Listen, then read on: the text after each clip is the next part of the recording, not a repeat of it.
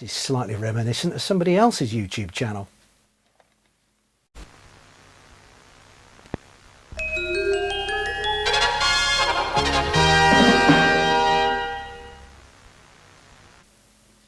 Hello and welcome back to Dozzy's Television Workshop, where today we're taking a look at this Pi 37KT2024-25W 16-inch portable television set from the mid-80s. Well, we've actually got a set on the bench today that's in perfect working order. And it's because I've decided to document some of my collection because I'm going to be parting with a lot of it. Dozzy's Television Workshop is absolutely rammed to the rafters with sets, and I just don't get the time to use them.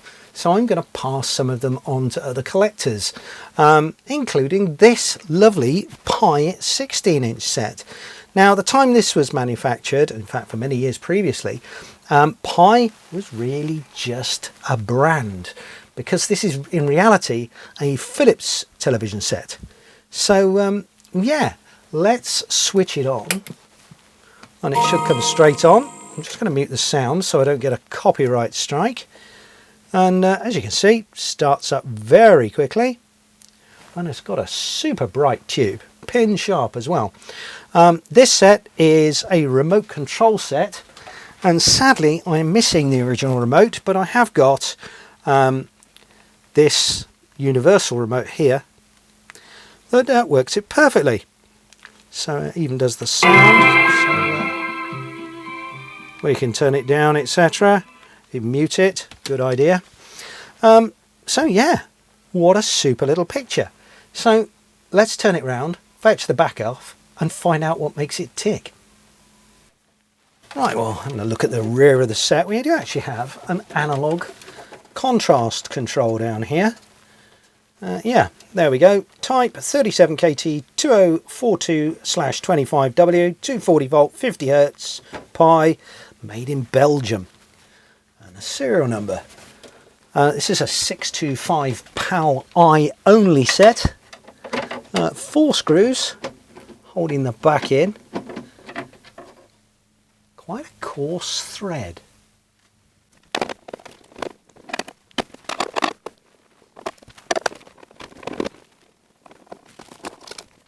There we go, and the back just slides off out of the way to reveal a 2 PCB construction. And I think this set's really low hours, and I shall tell you why. You just slide the main chassis out. Now, these were really reliable sets back in the day. The only thing they really did suffer with was dry joints, and it was the bottom of the line output transformer. The joints for the thermal expansion and contraction used to get weak, and they used to eventually crack and would give you intermittent faults, and the occasional blown line output transistor, which I think is a BU508, lives down in there. Yeah, good little sets. The other big problem with them was over here on the remote board. They did do a teletext version. Sadly, this isn't one of them. I'm going to take it out with a whole retainer if I'm not careful. Just push the clips down. It should release. Oh, it's all going to come out. Oh well. Well, the problem was the memory battery. So the non-volatile, so to speak, memory that stored the channel, volume settings, etc. Wasn't non-volatile at all. It was backed up by these batteries here. And all they were 2 NiCad cells in series and then soldered straight in. Now, when this set came to me, sure enough, the battery was absolutely useless. Thankfully, it hadn't leaked. It had been changed some time in the past. But yeah, it didn't work at all. And unbelievably, they're still available. So there's one there, dated the 29th of the 4th, 2022. Teletext board had more going on. There was another couple of chips on there. But like I say, the big problem with these was dry joints. And when I first had this, I did go over the board just to check it for dry joints, and there were none. Hence my belief it's a very low hour set. So let's just slide that back in. There we go. And I may have to put the set on its side because this chassis is not keen on coming out. I can see why. We've got the degauss coil. It's rather short. Let's pull the plug out. Should make life a bit easier. Take a tube base off as well. It will be a Phillips or a Mullard tube. Yeah, I can see a label right at the back there. It is a Phillips A37573X. And I just quite like to date the set actually. These were sort of around in the mid 80s, possibly a little bit earlier. And it's a Phillips CTX or CTXE chassis. I don't know the difference between the CTX and the CTXE, or I did and I've forgotten, which is probably more the case. Right, just looking, it's all Phillips IC, so most of them are TDA. And yeah, it looks to be 1984. So it's done rather well, really, hasn't it? So I'm just trying to see if I can get the chassis out. I think I'm going to have to, well, remove the mains input as well. There we go. And that should allow me to show you the underside of the chassis. There we go.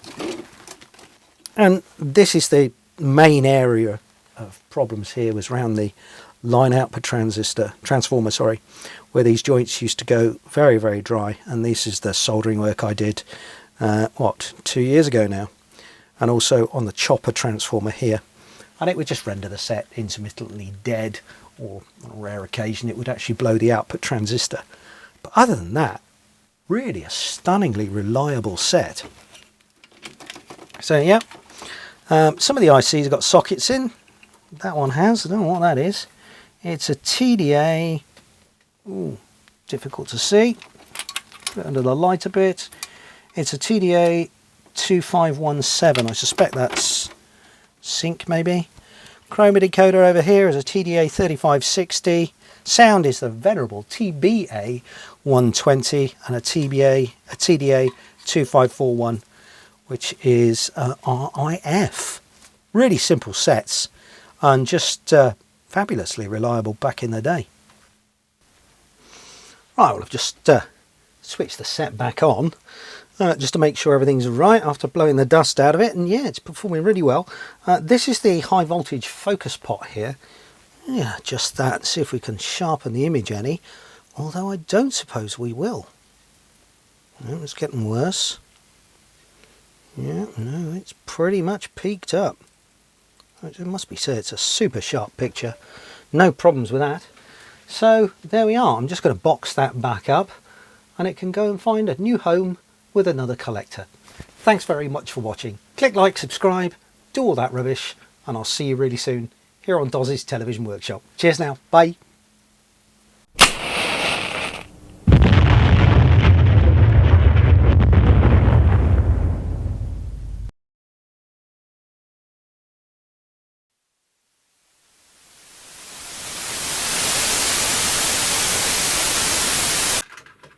Where did you want your tea, Dad?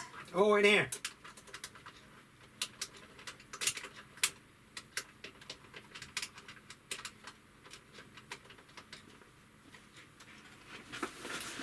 Ladies and gentlemen, the continuity manager made me change my shirt. Pinky and the Brain t-shirt. Pinky and the Brain t-shirt. Check it out, check it out, check it out. I'm unsure whether I'm actually Pinky or the Brain.